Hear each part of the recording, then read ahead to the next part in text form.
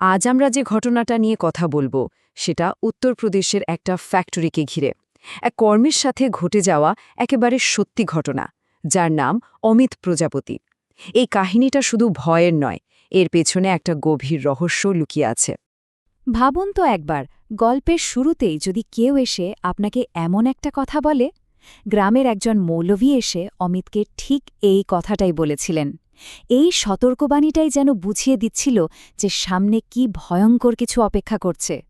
চারটে আত্মা, আর তাদের লক্ষ্য হল কাউকে সঙ্গে নিয়ে যাওয়া। তো এই গল্পের যে মূল চরিত্র, তার নাম অমিত। সে লখনউ ফৈজাবাদ রোডের ধারে একটা ড্রিঙ্কিং ওয়াটার ফ্যাক্টরিতে মেশিন অপারেটরের কাজ করত। ফ্যাক্টরিটা ছিল বেশ নির্জন একটা জায়গায়, আর এখান থেকেই শুরু হয় সেই ভয়ঙ্কর অভিজ্ঞতার। আর এই ফ্যাক্টরির মধ্যেই ছিল একটা অদ্ভুত রহস্যময় জায়গা, ওপরের তলার একটা অফিস ঘর, যেটা সবসময় বাইরে থেকে তালা দেওয়া থাকত, আর কর্মীদের বলা ছিল কোনো অবস্থাতেই যেন ওই ঘরে ঢোকার চেষ্টা না করা হয়। কিন্তু কেন? ভেতরে এমন কী ছিল? এটাই ছিল প্রথম প্রশ্ন।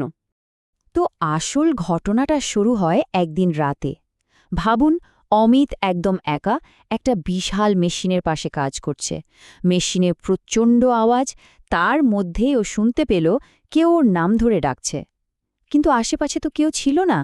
এই অদ্ভুত ডাকটাই অমিতের মনে প্রথম ভয়টা ঢুকিয়ে দেয়।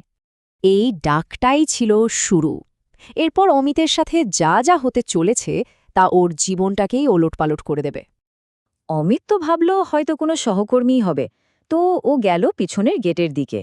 কিন্তু গিয়ে দেখে জায়গাটা একদম ফাঁকা, কেউ নেই। ও কয়েকবার ডাকল, কিন্তু কোনো সাড়া শব্দ নেই। আর ঠিক যখনই ও ঘুরে দাঁড়াবে, তখনই ঘটল ঘটনাটা। জায়গার একমাত্র বাল্বটা ধড়াম করে ফেটে গেল। চারপাশ ডুবে গেল ঘুটঘুটে অন্ধকারে।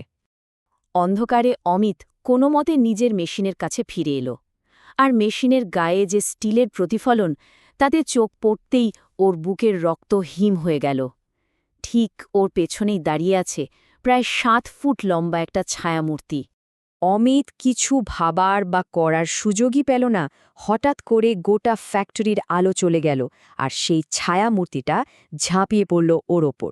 সজোরে ওর মাথাটা মেশিনে ঠুকে দিয়ে ওকে ছুঁড়ে ফেলে দিল মাটিতে। আক্রমণটা ছিল একেবারে আচমকা আর ভয়ঙ্কর।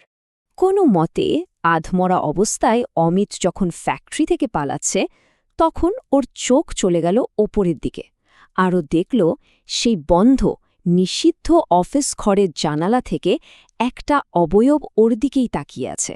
তার মানে এই আক্রমণের সাথে ওই ঘরের কোনো একটা যোগসূত্র আছে। কিন্তু ওই অশুভ ছায়াটা শুধু অমিতের মধ্যেই সীমাবদ্ধ ছিল না। এবার সেটা ছড়িয়ে পড়তে চলেছিল ওর বন্ধুর জীবনেও। আর এর পরিণতি ছিল ভয়াবহ। পরদিন সকালে যখন অমিতের ঘুম ভাঙল, তখন ওর গা জ্বরে পুড়ে যাচ্ছে, সারা শরীরে প্রচণ্ড ব্যথা। সুপারভাইজার ওকে বাড়ি চলে যেতে বলল, আর ওরই এক সহকর্মী সোনুকে বলল অমিতকে ওর গ্রামে পৌঁছে দিয়ে আসতে। সোনু তখনও জানত না যে এই সাধারণ একটা কাজই ওর জীবনের সবচেয়ে বড় ভুল হতে চলেছে। তো ওরা বাইকে করে ফিরছে। যখন ওরা নিজেদের গ্রামের প্রায় কাছাকাছি একটা অশ্বত্থ গাছের পাশ দিয়ে যাওয়ার সময় হঠাৎ একটা অদ্ভুত কান্নার আওয়াজ শুনতে পেল। মনে হচ্ছিল কেউ যেন যন্ত্রণায় কাতরাচ্ছে, সাহায্যের জন্য চিৎকার করছে। এই ঘটনায় দুজনেই ভয়ানক ঘাবড়ে যায়, কারণ ওরা বুঝেছিল ওই অশুভ শক্তিটা ওদের পিছু ছাড়েনি। এই ঘটনায় সোনু এতটাই ভয় পেয়ে যায় যে ও আর একা বাড়ি ফেরার সাহস করে না। ও ঠিক করে ওই ভুতুরে গাছের পাশ দিয়ে একা না ফিরে রাতটা অমিতের বাড়িতেই থেকে যাবে। কিন্তু এই সিদ্ধান্তটাই যে ওর জন্য বিপদ ডেকে আনবে তাও কল্পনাও করতে পারেনি।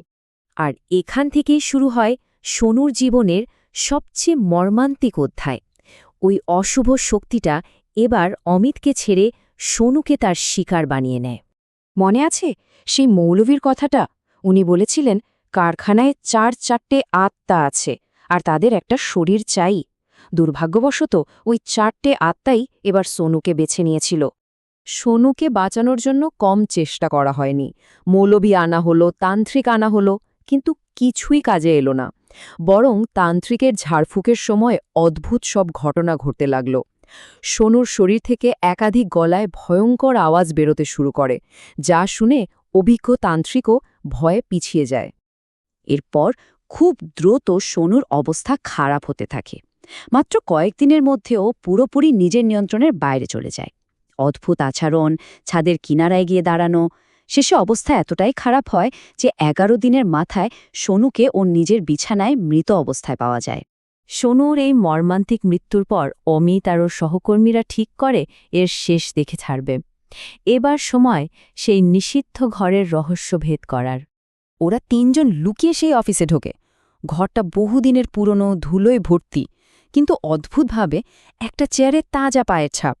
আর হঠাৎ করেই ঘরের বন্ধ ফ্যানটা নিজে থেকে ঘুরতে শুরু করে, আর কিছুতেই বন্ধ হয় না। ওরা 3 জনই স্পষ্ট বুঝতে পারছিল ঘরে ওরা একা নয়, ওদের সাথে চতুর্থ কেউ আছে। আর তখনই বেরিয়ে আসে কারখানার আসল ভয়ঙ্কর ইতিহাস। জানা যায় অনেক বছর আগে 4 জন শ্রমিককে খুন করে ওই কারখানার মাটিতেই পুঁতে দেওয়া হয়েছিল। মালিকের ভাই প্রতি বছর যজ্ঞ করে তাদের আত্মাকে শান্ত রাখত, কিন্তু 2 বছর আগে ওই ভাইও রহস্যজনকভাবে ওই অফিসেই মারা যায়। তারপর থেকে যজ্ঞ বন্ধ, আর সেই প্রতিহিংসাপরায়ণ আত্মারা আবার সক্রিয় হয়ে ওঠে। এই সব ঘটনার পর যা হওয়ার তাই হয়েছে। কোনো শ্রমিকই আর ওই কারখানায় পা রাখতে চায়নি। আজ ফ্যাক্টরিটা পুরোপুরি বন্ধ, পরিত্যক্ত এক ভুতুড়ে জায়গা হয়ে পড়ে আছে। গল্পটা তো এখানে শেষ হলো, কিন্তু একটা প্রশ্ন থেকেই যায়, তাই না? কারখানা বন্ধ, কর্মীরা চলে গেছে, কিন্তু ওই 4টি আত্মা, তারা এখন কোথায়? এই উত্তর না জানাটাই হয়তো সবচেয়ে ভয়ের।